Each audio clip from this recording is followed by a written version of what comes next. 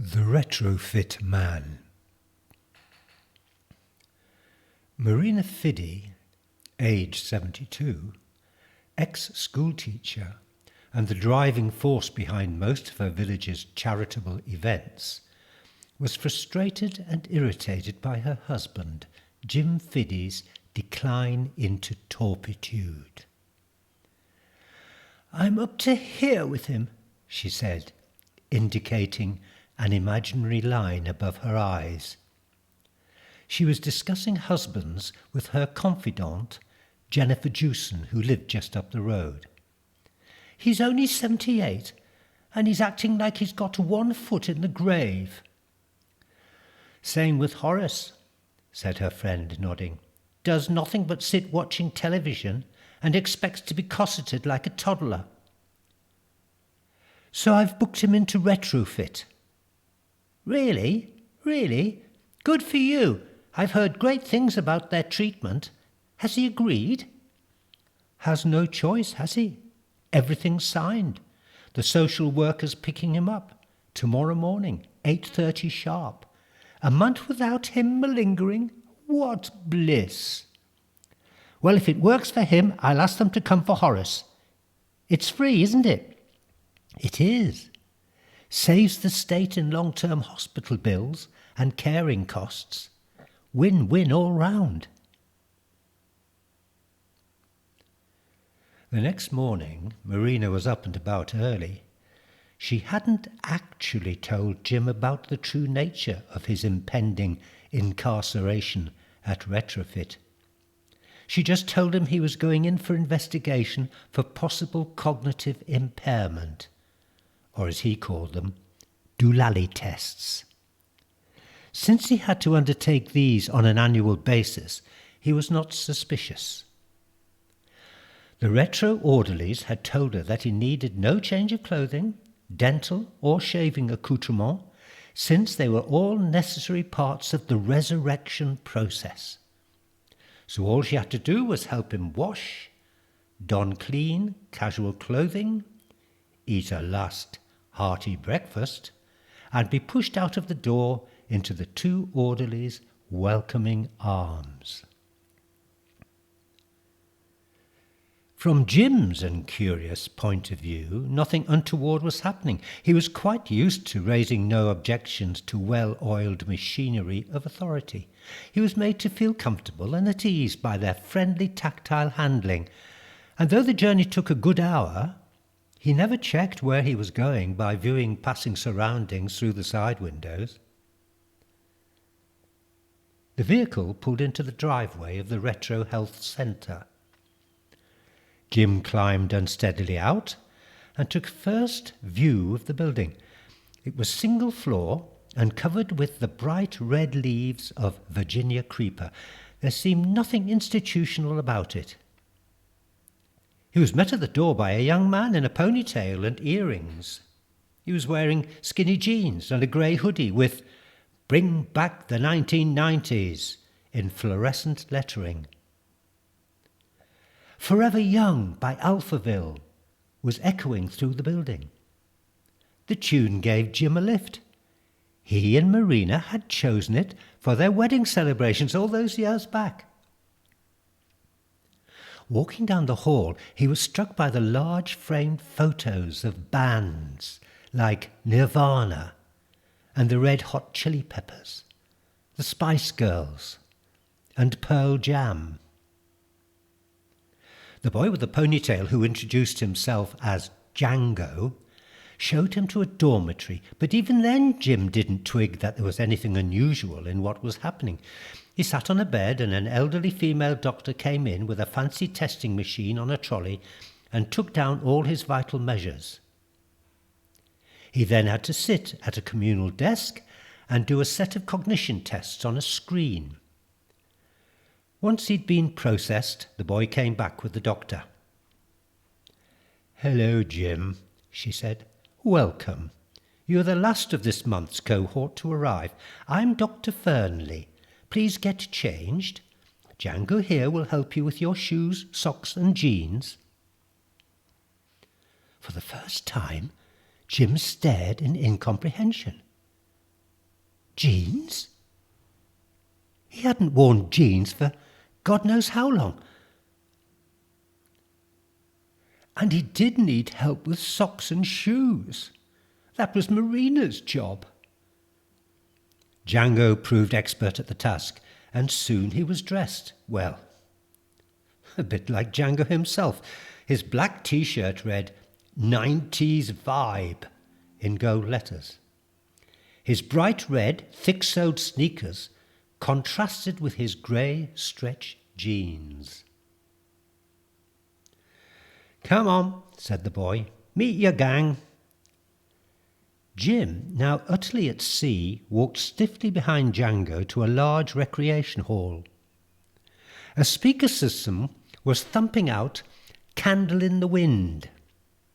A dozen men and women, mostly grey or white-haired in various states of fragility, dressed like him in an assortment of fashionable attire of 40 years before, were sitting in a semicircle, chatting in low voices. Jim was helped onto the one empty chair by Django. On either side of him were contrasting women, one plump, salt-and-pepper-haired and permanently smiling at nothing in particular, and the other scowling, bony-faced, long-nosed, with hair dyed black. A muscular black young man in shiny green gym gear came to stand in front of them. At a raised hand, Candle in the Wind was doused. "So, fam," he said with a grin, "this fest is now lit. Look at them kicks, they really drippin'." As one, they followed his sweeping, pointing hand at their footwear. "Time to boog." He signalled again, and techno beats blasted into the room. The lighting became flashing rainbows, and he moved among them, pulling them to their feet and making them dance. Mostly the men shuffled a few inches with a little arm pumping, while the women gave a slightly greater semblance of twitching grace. After 10 minutes, everything stopped and the room returned to its former quiescent state. Dr. Fernley arrived as Django and the dance trainer helped everyone who needed it back into their seats. "Welcome, everyone. Well done. Your first dance. It will get easier. Your time here will be full of more dancing, games, conversations, movies, computer games, and TV news and current affairs from the 1990s. The only rules we have here are that you will not mention or discuss any events in your lives before 1990 or after 1999. The 90s decade will define everything you will experience in your month's stay with us. And the male and female dormitories will remain exactly that. No transgressions." Jim looked shaken as the import hit him. A month? Away from Marina? How could he survive without her? She was his carer. She looked after him 24/7. Tears rolled down his lined cheeks. Neither he nor any of the other patients really heard the rule about dormitories and why they must abide by it.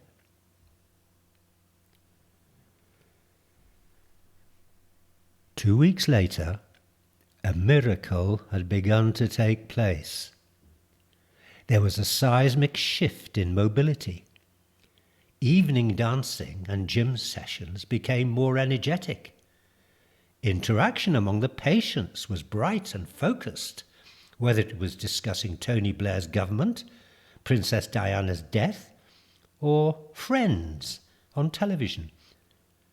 They watched films like Titanic, Jurassic Park and Reservoir Dogs with popcorn and cokes, and played endless games of Super Mario. And the culture of the group was developing. There were growing moments of genuine warmth among pairs, within small groups, or as a whole, denoting developing friendship and solidarity. Gone were their faltering, frail tones of voice.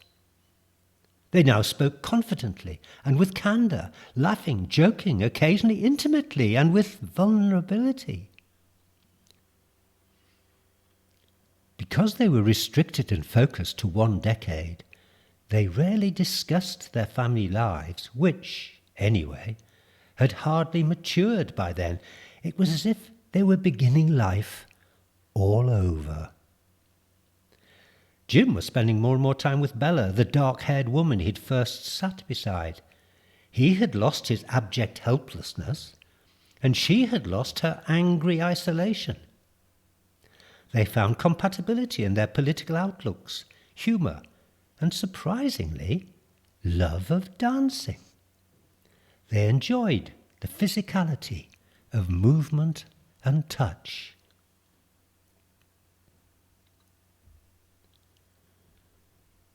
The day the group was to be discharged, Marina waited for Jennifer to arrive for coffee.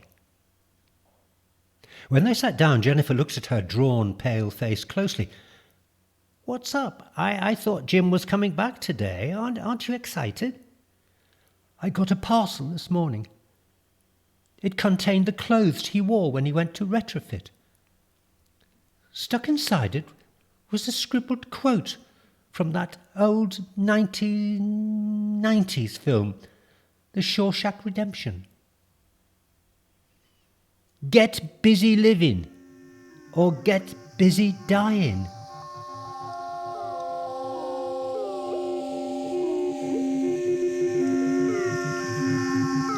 So there we have The Retrofit Man. I hope you enjoyed it.